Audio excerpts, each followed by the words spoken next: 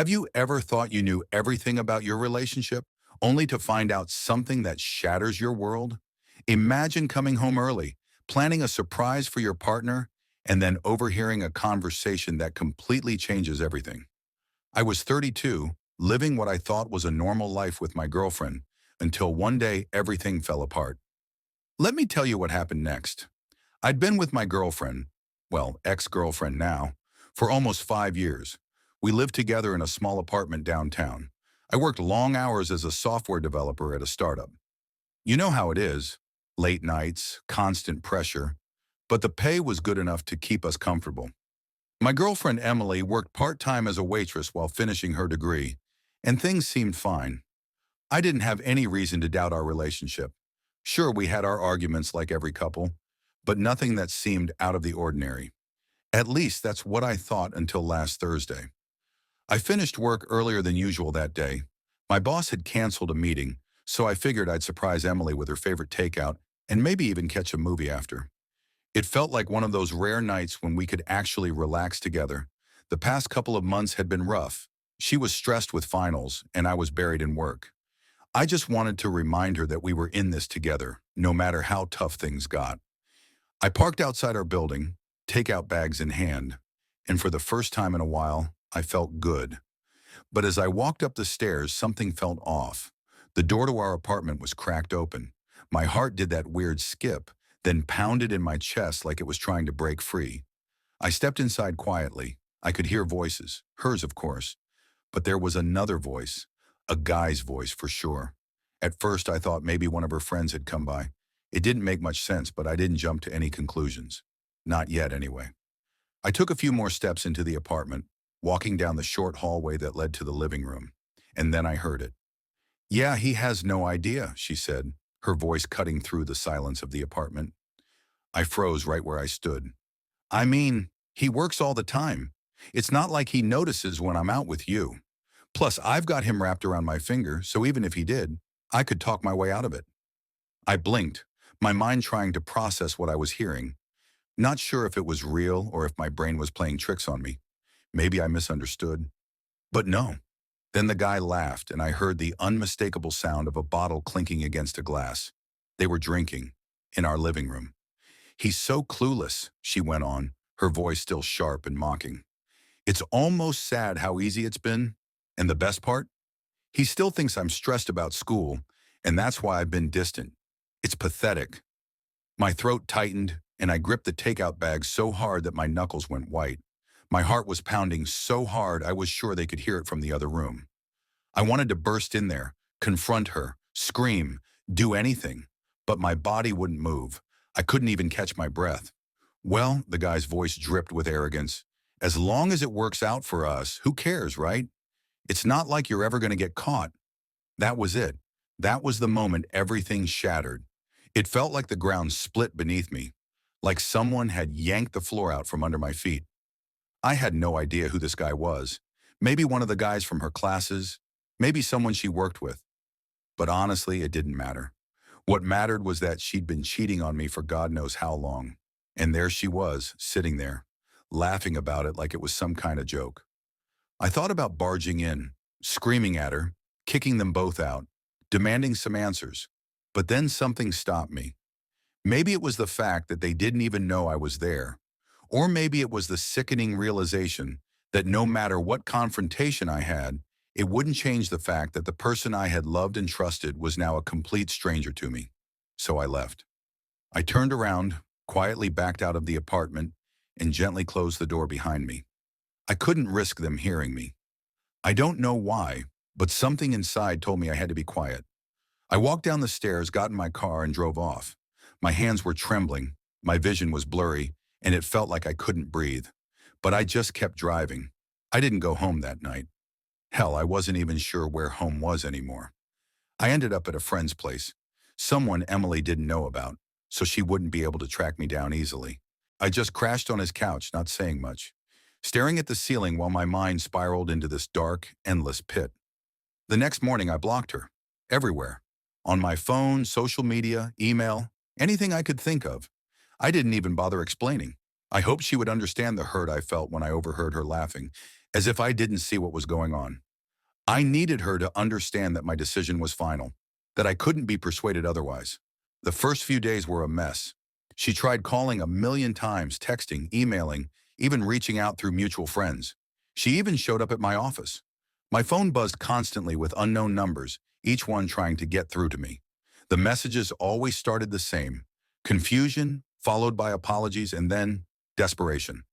One message stood out. "Why?" it started. "Please, let's talk. I can explain everything. It's not what you think. I love you."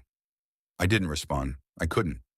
How do you even respond to someone who can betray you so easily, then try to twist the whole thing as if you somehow misunderstood the clear betrayal you heard with your own ears? I wasn't misunderstanding anything. It was as plain as day. She wasn't just cheating on me physically. She was making decisions that hurt me without my knowledge. It felt like she no longer valued me or our relationship. Time passed. I kept getting messages through our mutual friends, asking where I was, telling me Emily was freaking out, crying, desperate to talk. They had no clue what was really going on. I hadn't told anyone about what I'd overheard that night. Why would I? It was humiliating enough that it happened. I didn't need to broadcast it to the world. Then about a week later, something else came to light. I found out who the guy was. He wasn't some friend from school or work. He was one of my coworkers. That's right. The guy who had been sitting there in my living room, laughing about how clueless I was, worked in the same office as me. I don't know how I didn't see it before. Maybe I'd noticed him around Emily a few times, but I just brushed it off because I trusted her. But now it all clicked. The way she'd always ask about him, bring him up casually like he was just some harmless part of my work life. She'd even suggested we invite him out for drinks once, but I never thought anything of it. And then, to make matters worse, I found out he had a girlfriend. So not only was Emily cheating on me, but this guy was cheating on his girlfriend too. It was like some sick game to them. And here I was, sitting on the sidelines, getting played like an idiot. I thought about confronting him at work, but then I realized something. He wasn't worth my time. She wasn't worth my time. I was done with both of them, and dragging it all out in some dramatic confrontation wasn't going to make me feel better. It wouldn't change what happened, and it certainly wouldn't fix the betrayal. A few days later, Emily showed up at my friend's place. She must have figured out where I was staying through mutual connections. She was knocking on the door, clearly upset, asking for me to open it. My friend asked me what I wanted to do. I told him to let her in. When she walked in, she was a wreck, mascara running down her face, eyes swollen and red, hands shaking like she couldn't keep it together. But I didn't feel any sympathy, not even a little. She started with the usual: apologies, promises that it was all a mistake, that she was confused, that the other guy didn't mean anything, that it was just a moment of weakness. She was still trying to explain herself, attempting to take control of the situation. She wouldn't even fully admit to the affair at first. Instead, she said things like, "It wasn't like that," and "I never meant to hurt you." Finally, I had enough and cut her off. "I've heard enough," I said, my voice eerily calm, even though everything inside me was seething. "I was there that night. You didn't know, but I was there, listening to you laugh about me." Her face went pale and she stopped talking. For a second, I thought she might actually faint. She knew. She knew there was no way out of this anymore. I stood up, walked to the door, and opened it. "We're done, Mon," I said. "There's nothing left to say." She tried to protest, rushed toward me, but my friend stepped between us. She was overwhelmed with emotion, asking for forgiveness and promising to make things right. But I was done. I had nothing left to give her. I left her there, crying in the hallway, and walked out of her life without looking back. The funny thing is, as devastating as it was in that moment, there was this strange sense of relief that washed over me as I walked out that door, like I'd finally ripped off a massive Band-Aid that had been festering under the surface for so long. Sure, there was pain, raw, intense, soul-crushing pain, but the weight of all that deceit and humiliation, that was gone. I wasn't being played anymore. I was done being the fool. After that day, she stopped trying. The calls, the texts, they all stopped coming. I think she finally realized there was no way to get me back. Maybe she moved on to someone else. Maybe she drowned in guilt and shame. I don't know, and honestly, I don't care. What mattered was that I was free from her lies.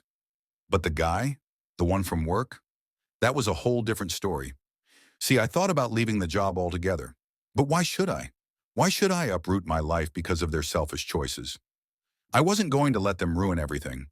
I was good at what I did, and I had a future at that company, so I decided to stay. But that didn't mean I was going to let him off easy. The next week, I walked into the office like nothing had changed, head held high, acting like everything was just the way it was before. But it was impossible not to notice the tension. He avoided me like the plague. Whenever we crossed paths in the hallway or during meetings, he'd look anywhere but at me, like he was bracing for me to explode at him any second. I didn't give him the satisfaction. Instead, I went to HR quietly, calmly, and with all the evidence I needed to make sure they knew exactly what kind of person they had on their payroll. It wasn't just about me. It was about the other people in the office too. His girlfriend, who worked in the building as well. Turns out office affairs weren't exactly on the company's list of acceptable behavior, especially when it involved lying and manipulating the people you work with. The fallout was swift and brutal.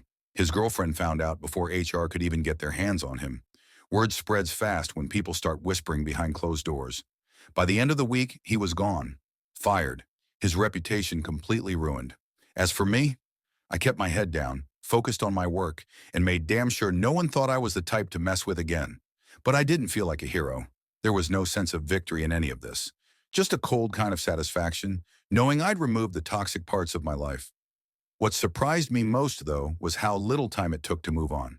I thought I'd be haunted by Emily's betrayal for months, maybe even years. After a few weeks, the fog finally started to lift. I didn't feel like the guy who had been cheated on anymore. I felt lighter, I guess. It was like I'd learned something important about myself, about how much I was willing to tolerate from someone who was supposed to love me. I realized that for a long time, I'd been putting Emily on a pedestal. I thought she was the perfect partner, and because of that, I ignored all the red flags. The nights she came home late with weak excuses, the times she pulled away when I tried to get closer. I turned a blind eye to all of it because I didn't want to face the truth. That our relationship had been broken for a long time, and I was too blind to see it. I won't say I've completely forgiven her, or him. Maybe I never will. But I've learned to let it go, to focus on the things I can control, like my own happiness. And yeah, trust is a lot harder now. It's probably going to take a long time before I can trust someone fully again. But that's okay. I'll get there. If there's one thing I've learned from all this, it's that people can be incredibly selfish, but they can also be incredibly resilient. I'm not the same person I was before I overheard that conversation. I'm tougher now, smarter, and I know what I'm worth. I won't let anyone treat me like that again. And as time went on, I started to rebuild. Not just my life, but myself. I worked on things that mattered, my career, my health, and most importantly, my peace of mind. I surrounded myself with people who respected me, who truly had my back. I didn't rush into anything new. I wasn't ready for that. But I started to enjoy my own company again, something I hadn't done in years. I realized that happiness doesn't depend on someone else's approval or love. It comes from within. I don't know if I'll ever fully trust the way I did before. That kind of trust was shattered, and it's going to take time to rebuild, if ever. But I'm okay with that. I'm more cautious now, sure. But I've learned that being cautious doesn't mean being afraid. It means being wiser. One day, when I'm ready, I'll love again. Maybe not in the same way I loved Emily, but differently. A love that's built on mutual respect, honesty, and trust. I'm not who I was when I walked out of that apartment that day. I'm stronger, more aware, and more determined to live a life that I can be proud of. I've faced the hardest thing I've ever had to face, and I survived. And that's something no one can ever take away from me.